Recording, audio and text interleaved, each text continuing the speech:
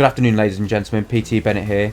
We'll discuss what we currently know and explore the potential future of the Battlefield franchise.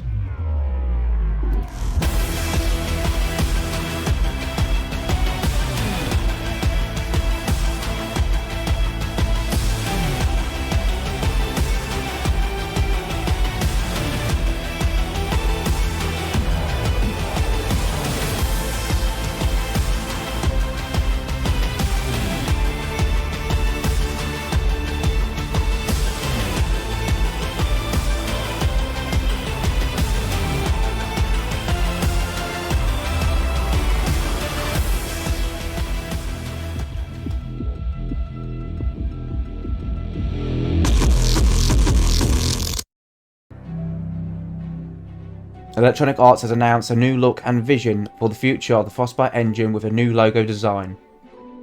But what does this mean? Just an update and vamping the old Frostbite Engine? Or is it just the beginning of a new Frostbite Engine? And how will this impact the next Battlefield title? EA's new redesigned logo moves away from the old shattered hand logo and moves toward a more simpler style. EA said on their website, "After many conversations about how we represent the new chapter of Frostbite, we realised that starting from scratch wasn't the answer. We wanted to preserve the best parts of who we already were, and for us that meant keeping the Frostbite hand. I personally am not sure about the new redesign, but keeping the hand I think is a good choice. But what do you think of the new design? I would like to hear your feedback in the comments below."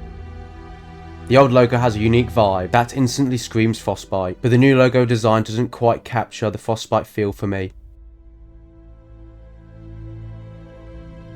Frostbite also mentioned about their first engine they created for Bad Company. Here's what they had to say.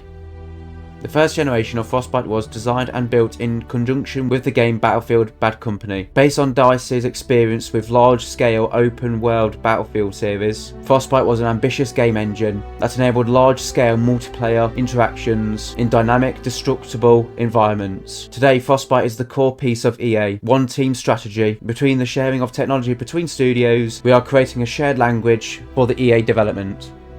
So this is what Frostbite had to say about their new engine. "Games come alive with deep and dynamic worlds, using changing weather, adaptable cities, landscapes, and complex events.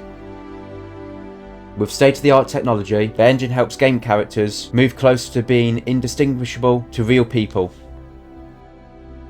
Massive and progressive damage on terrain, architecture, and vehicles, which even enables altering the flow of maps or level. Realistic weather, vivid fires and explosions, and even trademark blaster bolts get players even closer to the action.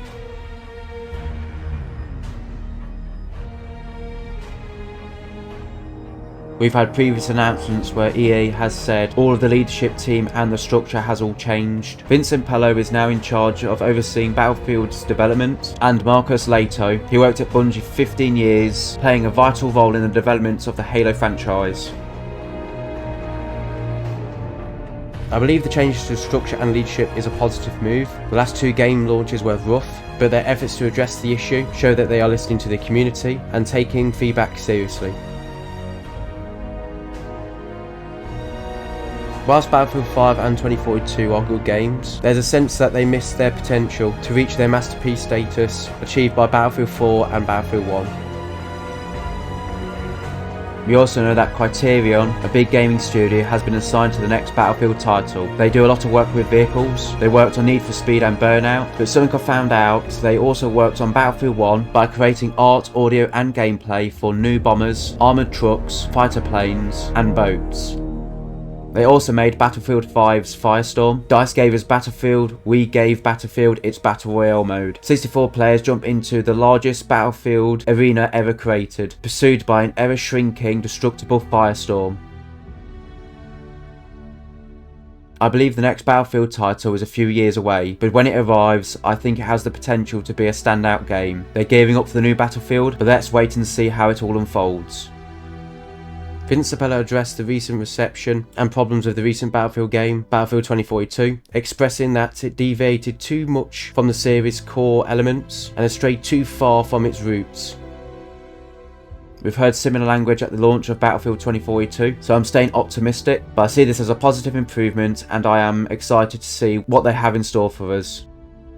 Over the past few years, EA has seriously damaged its reputation, and not with just the last game or just the Battlefield franchise, but I view that this is an opportunity to win back some dedicated fans and veterans of the community. DICE and EA probably want to avoid the rocky starts like Battlefield 5 and 2042, but only time will tell.